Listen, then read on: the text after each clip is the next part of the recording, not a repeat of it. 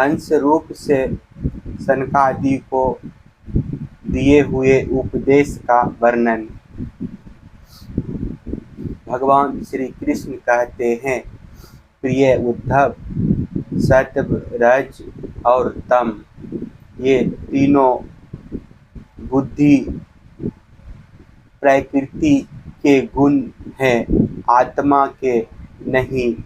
सत्व के द्वारा रज और तम इन दो गुणों पर विजय प्राप्त कर लेनी चाहिए। तदनंतर सत्व गुण की शांत वृत्ति के द्वारा उसकी दया आदि वृत्तियों को भी शांत कर देना चाहिए। जब सत्व गुण की बुद्धि होती है तभी जीव को मेरे भक्ति रूप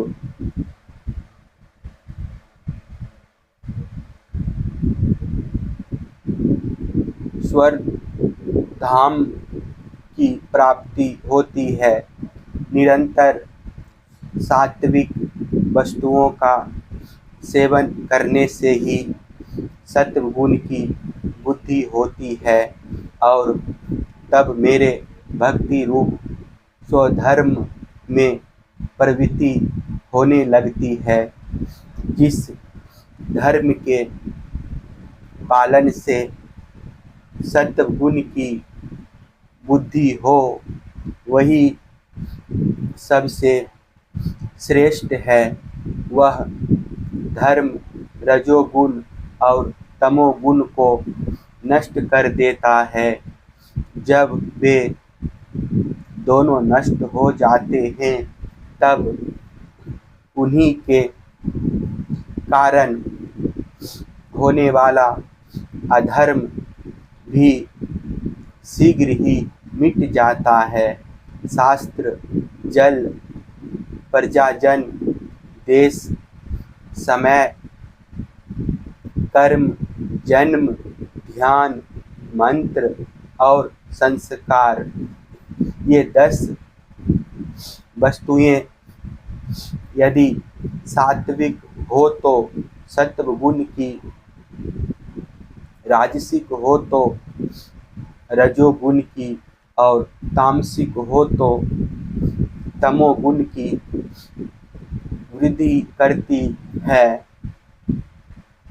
इनमें से शास्त्रज्ञ महात्मा जिनकी प्रशंसा करते हैं वे सात्विक है, जिनकी निंदा करते हैं वे तामसिक है और जिनकी उपेक्षा करते हैं वे वस्तुएं राजसिक है। जब तक अपने आत्मा का साक्षात्कार तथा स्थूल सूक्ष्म शरीर और उनके कारण तीनों गुणों की निवृत्ति न हो तब तक मनुष्य को चाहिए कि सत्व गुण की बुद्धि के लिए सात्विक शास्त्र आदि का ही सेवन करे, क्योंकि इससे धर्म की वृद्धि होती है और धर्म की वृद्धि से अंतःकरण शुद्ध होकर आत्म तत्व का ज्ञान होता है। बांसों की रगड़ से आग पैदा होती है और वह उनके सारे वन को जलाकर शांत हो जाती है। वैसे ही यह शरीर गुणों के वैसे में से उत्पन्न हुआ है। विचार द्वारा मंथन करने पर इससे ज्ञान अग्नि प्रज्वलित होती है और वह समस्त शरीरों एवं गुणों को भस्म करके स्वयं भी शांत हो जाती है। उद्धव जी ने पूछा, भगवान, प्र सभी मनुष्य इस बात को जानते हैं कि विषय विपत्तियों के घर हैं, फिर भी वे कुत्ते, गधे और बकरे के समान दुख सहन करके भी उन्हीं को ही भोगते रहते हैं। इसका क्या कारण है? भगवान श्री कृष्ण ने कहा, प्रिय उद्धव, जीव जब अज्ञानवश अपने स्वरूप को भूलकर हृदय से सूक्ष्म, स्थूल आदि शरीर में अहम बुद्धि कर बैठता है, जो कि सर्वथा भ्रम ही है, तब उसका सत्व प्रधान मन घोर रजोगुण की ओर झुक जाता है, उससे व्याप्त हो जाता है। बस जहाँ मन में रजोगुण की प्रधानता हुई कि उसमें संकल्प विकल्पों का तांता बंध जाता है, अब वह विषयों का चिंतन करने लगता है और अपनी बुद्धि के कारण काम के फंदे में फंस जाता है, जिससे फिर छुटकारा होना बहुत ही कठिन है। अब वह अज्ञानी कामवश अनेकों प्रकार के कर्म करने लगता है और इंद्रियों के वश होकर यह जानकर भी कि इन कर्मों का अंतिम फल दुख ही है, उन्हीं को करता है। उस समय वह रजोगुण के तीव्र वेग से अत्यंत मोहित रहता है। यद्यपि विवेकी पुरुष का चित्त भी कभी कभी रजोगुण और तमोगुण के वेग से विक्षिप्त होता है, तथापि उसकी विषयों में दोष दृष्टि बनी रहती है। इसलिए वह बड़ी सावधानी से अपने चित्त को एकाग्र करने की चेष्टा करता रहता है, जिससे उसकी विषयों में आसक्ति नहीं होती। साधकों को चाहिए कि आसन और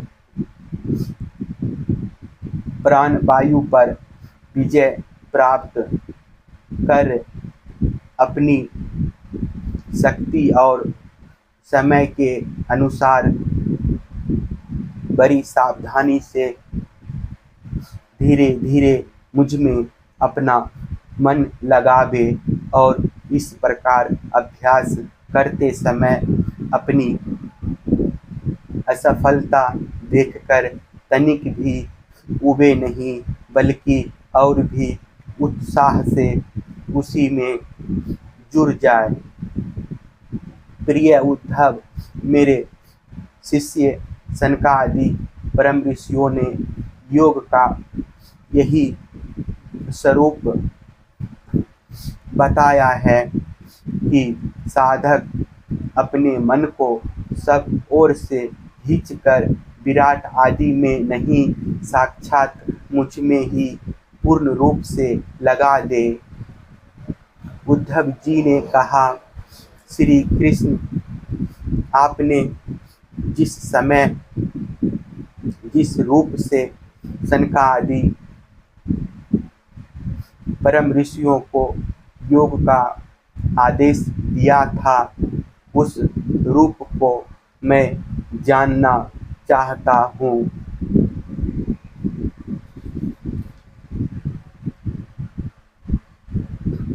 भगवान श्री कृष्ण ने कहा, प्रिय उद्धव,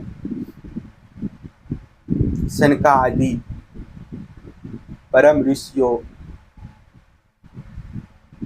ब्रह्मा जी के मानस पुत्र हैं। उन्होंने एक बार अपने पिता से योग की सूक्ष्म अंतिम सीमा के संबंध में इस प्रकार प्रश्न किया था।